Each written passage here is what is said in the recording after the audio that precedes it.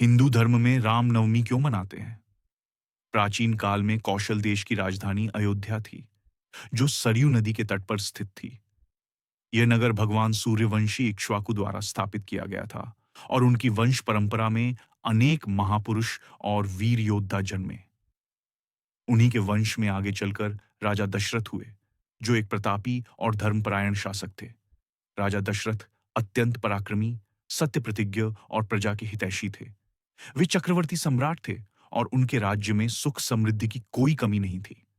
उनके पास अपार धन संपत्ति, विशाल सेना और सुसज्जित अयोध्या नगरी थी, जिसे देवताओं के नगर से भी अधिक सुंदर माना जाता था।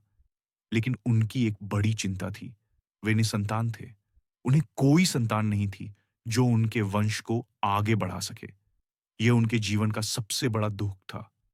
राजा दशरथ ने संतान प्राप्ति के लिए अपने गुरु वशिष्ठ से परामर्श लिया।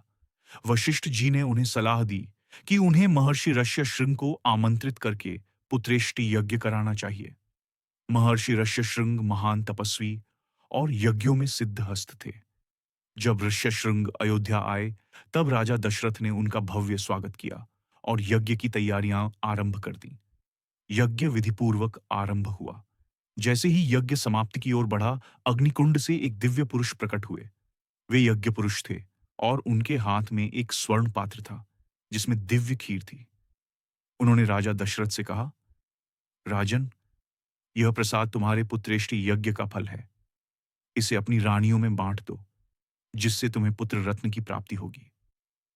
राजा दशरथ अत्यंत प्रसन्न हुए और उन्होंने वह खीर अपनी 3 रानियों में बांट दी।